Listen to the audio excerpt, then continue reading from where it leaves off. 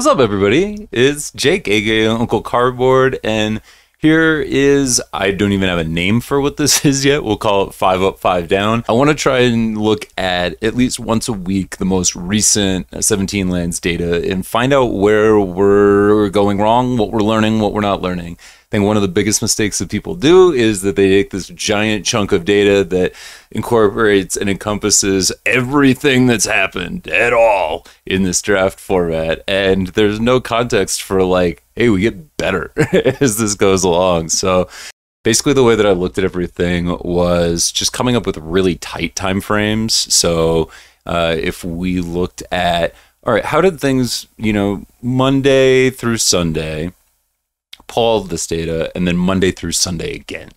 But 1 week later, what did we actually find out? What are we doing differently? And the answers may surprise you.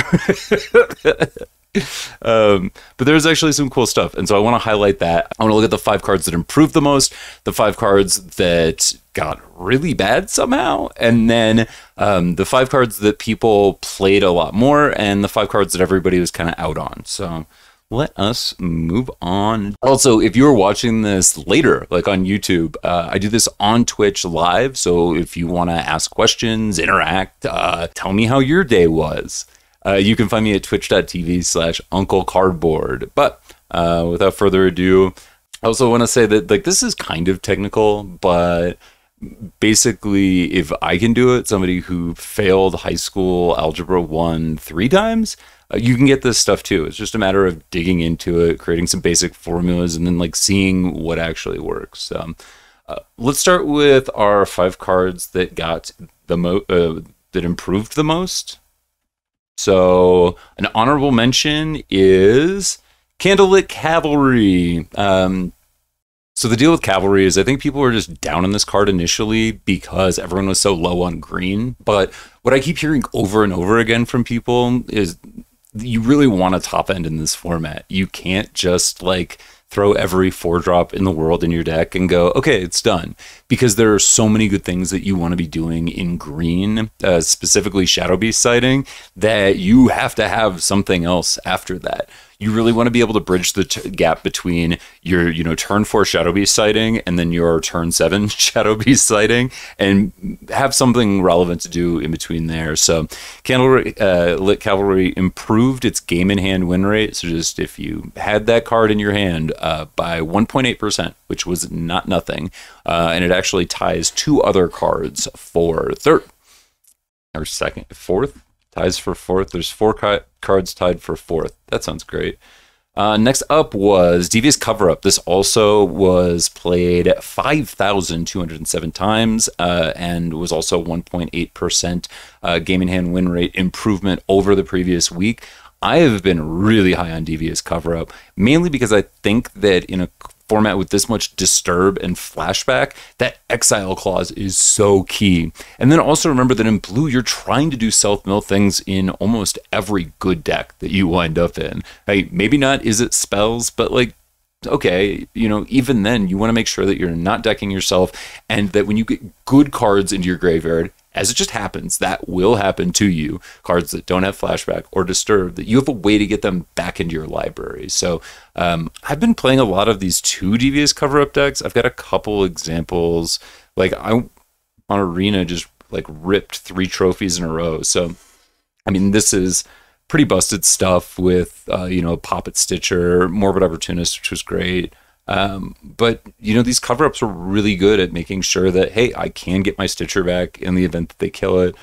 Then this was the next deck. You don't usually think about Devious Cover-Up being good in these more aggressive Homestead Courage Azorius decks, but this was another 6-0.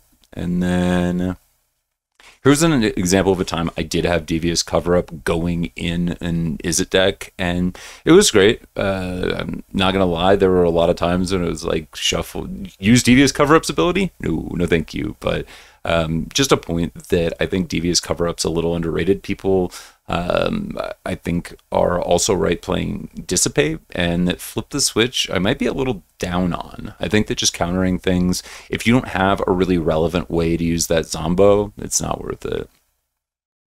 All right, coming up next, this also improved 1.8%, was played in 6,978 decks.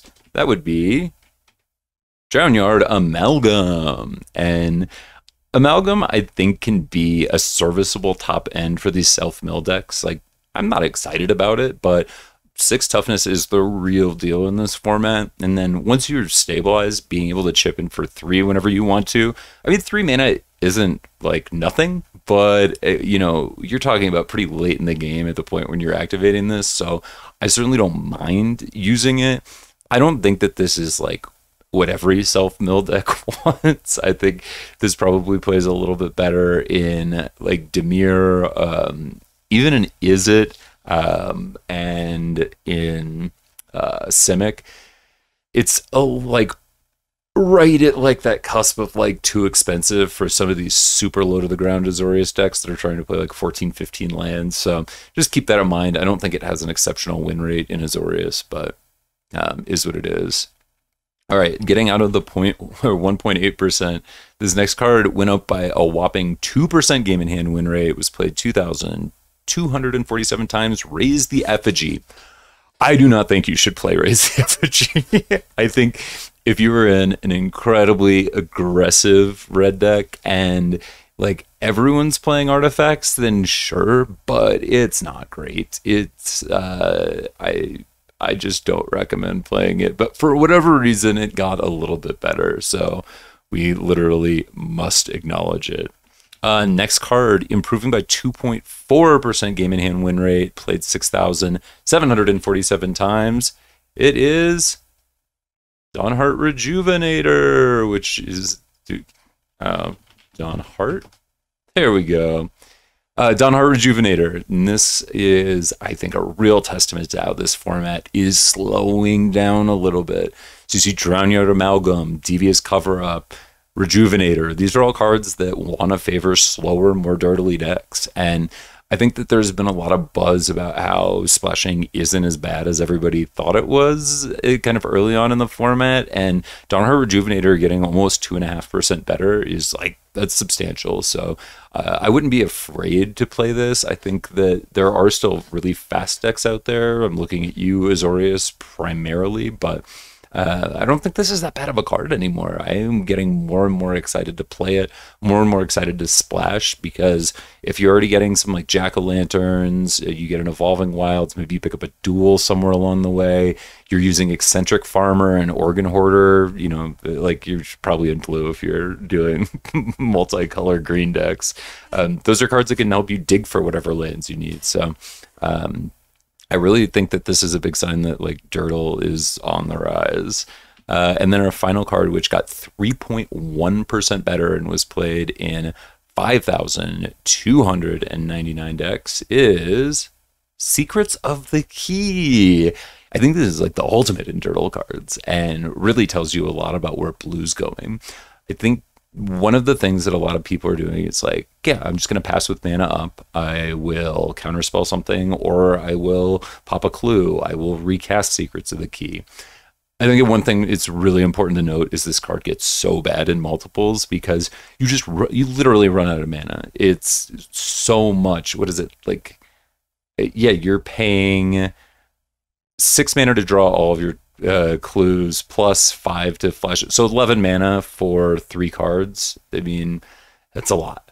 And a lot of decks, you'll just have the ability to pull that off. But Secrets of the Key getting almost 3% better. Like, wow. So we're finding out better ways to use these cards in particular. And again, have things to do on your opponent's turn. If you're going to be a night and day deck, I don't mind a Secrets of the Key. I'm pretty into it.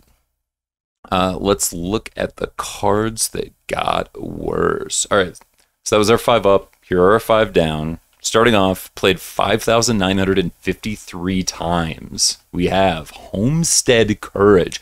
This one surprised me a little bit. It got 2% worse. Game in hand win rate, lost 2%. Now, I think what happened is that people were playing these in like Azorius decks, and people saw that and were like, oh, well, this card's just good. We should play it in every deck. Wrong. Wrong, wrong, wrong, wrong, wrong, wrong. Stop that. Basically, what happened is that this has like a totally average rate in Azorius and is pretty bad in most every deck. You can get away with playing it in very specific flavors of Boros, where you're getting like a jacked up Festival Crasher to go to work for you, but otherwise, this card has a really, really terrible rating, especially in IWD improvement when drawn. Like, you're giving up 5 to 6 percentage points every time you draw this in your Selesnya or your Orzhov decks. It's just so bad in those decks. So it's a little bit better in Selesnya sometimes because you just need it to get Coven. But if you need Homestead Courage to get Coven, you're not doing well. The other thing I will note is that in terms of like 1 mana spells for white, most decks would rather a Blessed Defiance, especially Azorius, Disturb, Tempo, whatever. So I think people are still underrating that card a little bit. Homestead Courage is a fine card if you're getting it for free because you've milled it, because you tossed it with a Larder Zombie. But there just aren't a lot of like critical mass where casting spells is going to be very important for you. So remember that. All right, next up, played in 3,815 decks. This card got 2.4% worse. Abandon the Post.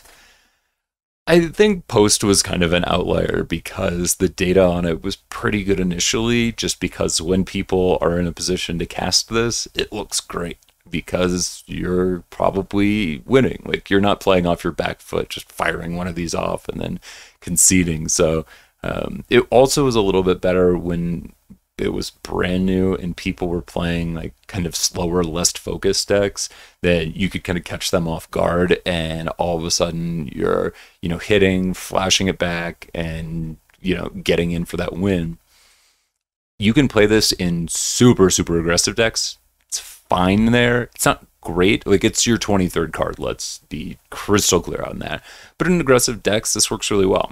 You can also hope that it winds up in like a self-mill or somehow discarding for value, but those aren't really archetypes where you're going to be aggressive enough to want this effect. So I think it can be like a decent play in Gruul decks that could potentially get in for 12 damage with a couple big werewolves, but you don't want to be in that deck. You absolutely do not, and Abandon the Post isn't going to save you if you get into it. All right. So next up, played in 2,376 decks. This card got 2.8% worse, and that's Tavern Ruffian. Now, I liked this card initially. I think that if you are smart in how you deck build, that a 4-mana 6/5 is going to be one of your best commons every game. Hands down. That didn't really come to life. There just isn't like a great night and day deck out there that I've seen. You can play this in a spells deck if you like Gruul spells. If you need something with a butt, 5 toughness is very real, and then just don't kind of stress out about flipping it over. When it gets there, it gets there. But I don't think that this is a good card. I think that people are just really hurting for anything, and so they toss one of these in. But to become almost 3% worse over the course of a week, yikes. This one I think is fascinating because I still see people play this card, and I don't know why they're doing it. Unruly Mob played 4,906 times. It got minus 3.1%. So yeah, for a card to be that much worse, I think what happened is that somebody on stream or in an article was like, everybody, you got to be playing Unruly Mob. What are you doing if you're not playing Unruly Mob? And it's trash. There is one deck where it is serviceable. Can you guess what it is? Orzhov. So this body dies to like everything in this format. If you get an Unruly Mob Neonate rushed, you just are, you're done. Just hit concede, cry.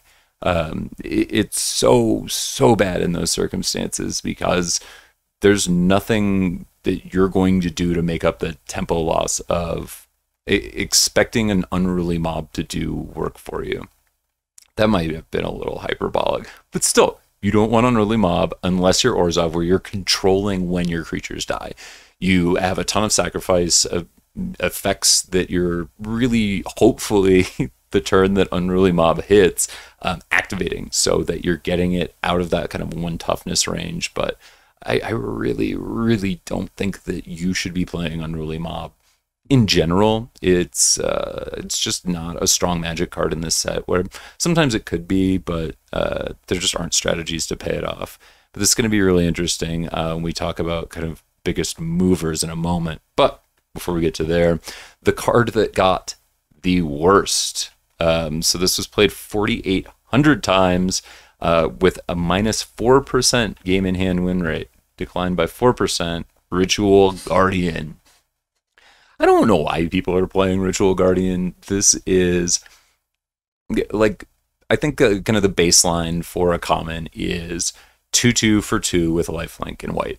And here you have a 3/2 for 3 that sometimes lifelinks, and that's not good enough. I want to say that Celestis Sanctifier, I think that's the one that lets you look at the top 2 if you have Coven and bin 1, might be way better, which at the beginning of the format, if you had told me that, I'd be like, stop.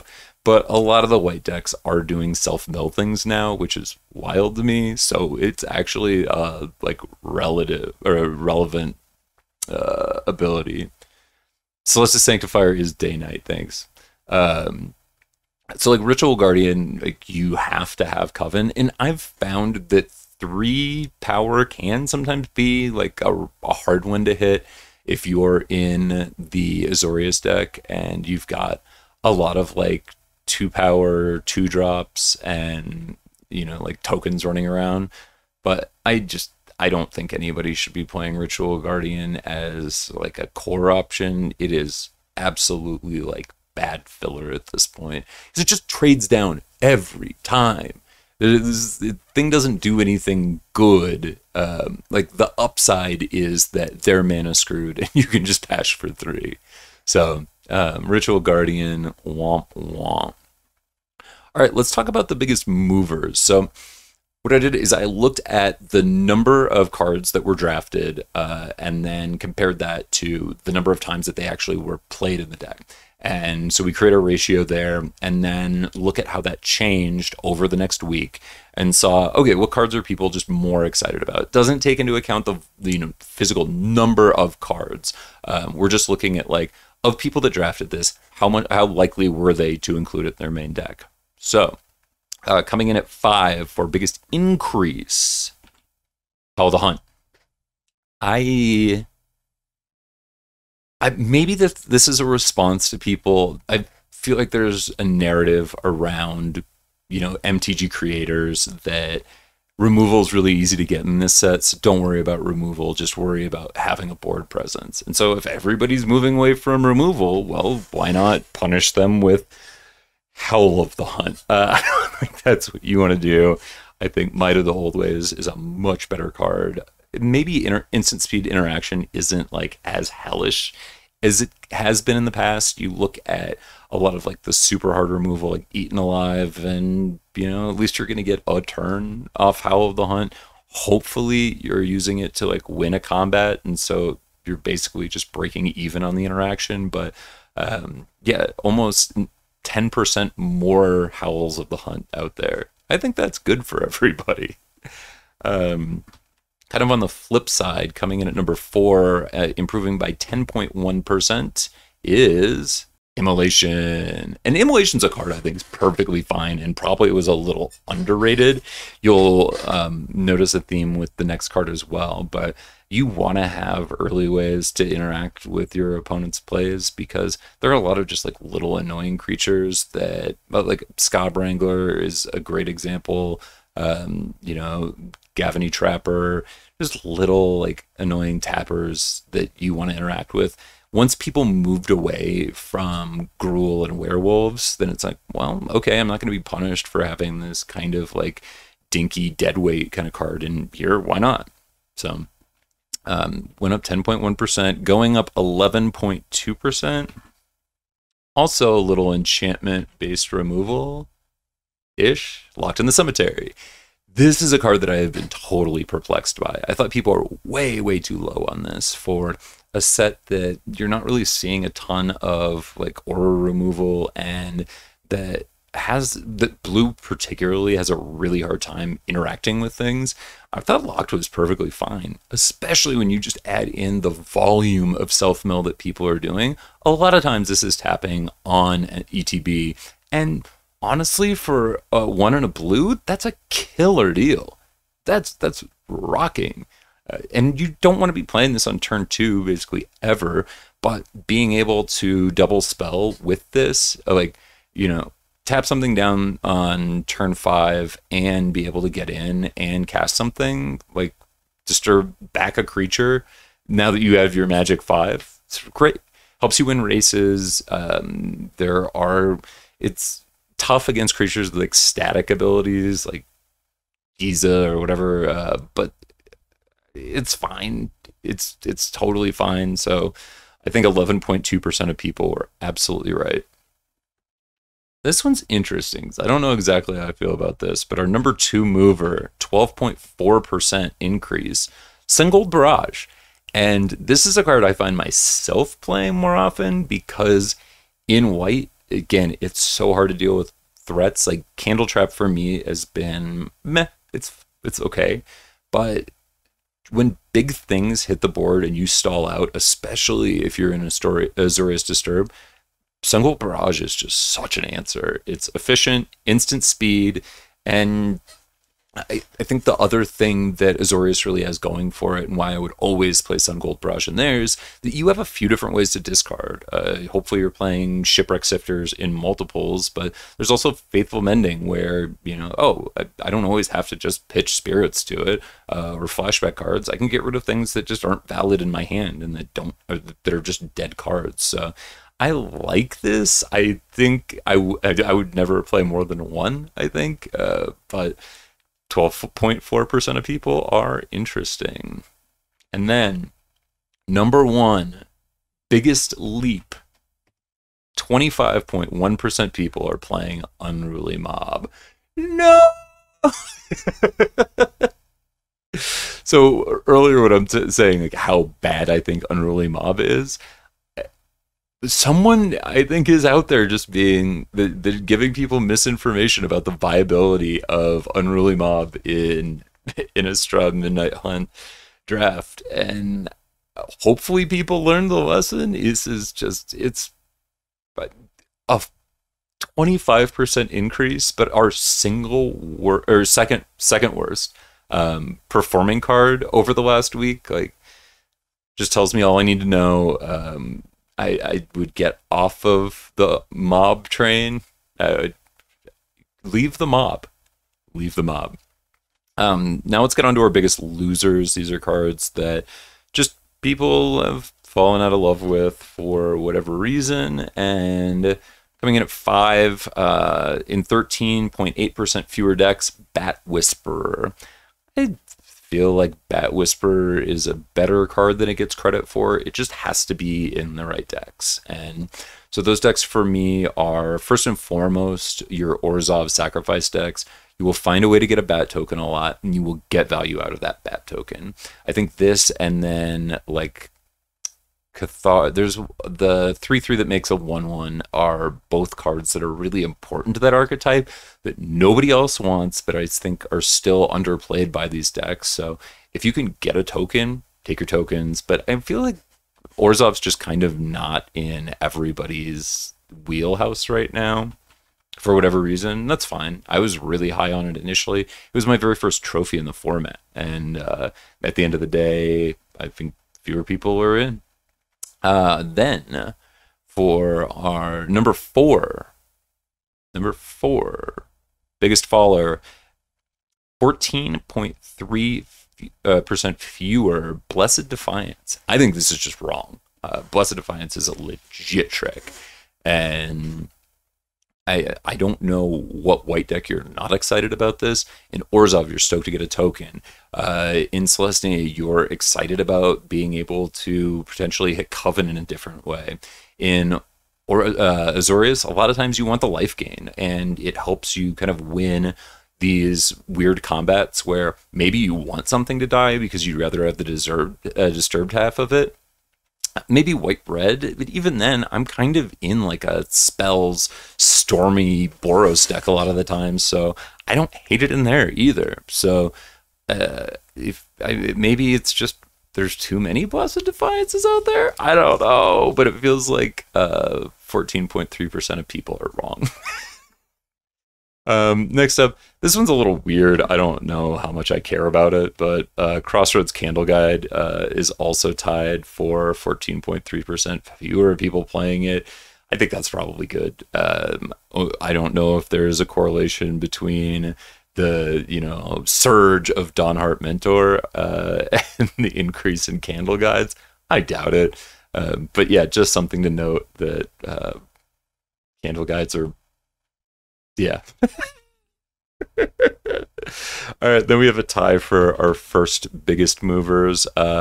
Number one, and this is, well, I mean, tied for number one, a card that I really like is Arrogant Outlaw. And I think what people are doing is playing fewer vampires, or if they're in, like a Rakdos shell, they're trying to make it Rakdos spells, whatever. I think Outlaw, as I mentioned in my previous draft video, is kind of a secret, like blue-black gold card in a way, because there's just so many ways that you're going to chip in for damage, and then it just helps you win those races. Like draining for 2 sometimes is the difference, because you just amass all of these like decay zombies, and then being able to shoot in with them and have like something that is chipped away at your opponent's life total, it matters. So this one, I think people are probably a little too harsh on Outlaw. It might just be a correction too. And then tied for first, again, almost 15% fewer copies of Rotten Reunion in the main deck. I think this is right. Number one, it's only good in a universe where everybody is playing Rotten Reunion. Rotten Reunion is bad because you really need to be able to cast this twice to like get close to value. You have to have something relevant to do with your zombies, so that counts out like most black decks, I think. I mean, if you even count like Golgari as a deck. And I just feel like you really want Diregraph Horde to be doing this job. And this is best of one, so I feel like your draft has gone poorly if Rotten Reunion is in your main. It's just that simple. You shouldn't be hurting for playables in a common draft set. All right, so that's 5 up, 5 down. We looked at biggest movers. I'm really excited to do this on a weekly basis so that we can really track what's happening in a limited format, because again, just taking a look at this like one chunk of all of the data doesn't serve us at all. All right, I want to look at one deck really quick. Also, this is a sneak peek at everybody that's going to be doing the next ODP. That's pretty exciting. But this, I think, is a really cool build of Celestia. So when I look at interesting builds to show people, I go through the trophy list and I try and find things that aren't just like busted rares, and that people didn't get there off the back of like, oh yeah, they had like an Imrith or, insert whatever busted rare. So here I was pretty stoked that really I think Augur is the only rare in this deck, and Augur's really not even like doing most of the work. What's cool is 3 veteran, 3 sprout, 3 guide. This is fast, and there's really no Coven payoff here. Like, they don't care about Coven, they just care about playing all of the creatures. So when you look at 20 creatures in this deck, like, just gas. Just keep pouring gas on, keep pouring gas on. I mean, that's 20 creatures with a rise and a join. Like, this deck just pushes the advantage. And I think where a deck like this really wins is that in removal heavy decks right now, everybody's like trying to just be like, oh, here's my answer, here's my answer, here's my answer. And this deck's like, oh, well, this creates 2 things. This is 2 things. This is 2 things. I don't care what happens to this because this is going to get bigger. You know, this veteran comes back. Like, this deck's pretty cool. And I think that it really gets there.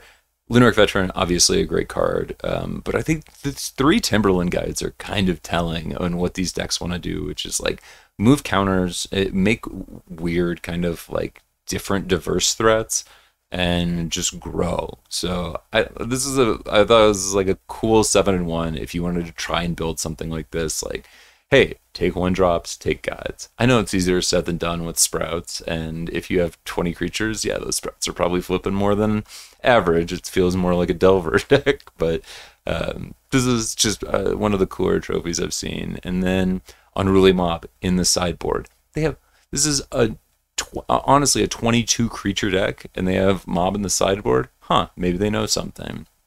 Sanctifier. Oh yeah, it is day and night.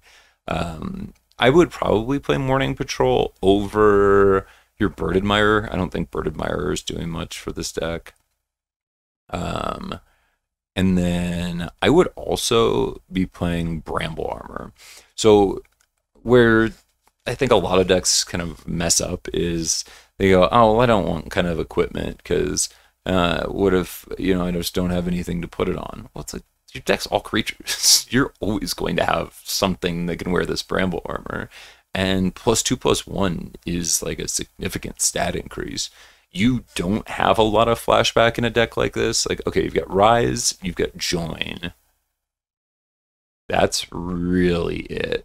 So you're going to get to a point where paying that 4 is essentially free. You're not doing anything else with that mana. So I'm a big fan of Bramble Armor in a build like this. Hey, so thanks for checking this out, and if you ever want to participate live, just check me out at twitch.tv/uncle twitch.tv/Uncle Cardboard. Nailing it.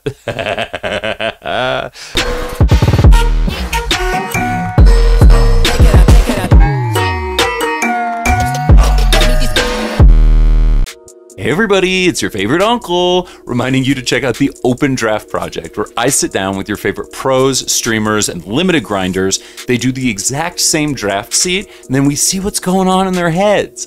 If you are brand new to draft, or you're like me and draft way too much, there's always something that you can take away from this series where we talk to some of the greatest draft minds in the world. Check it out.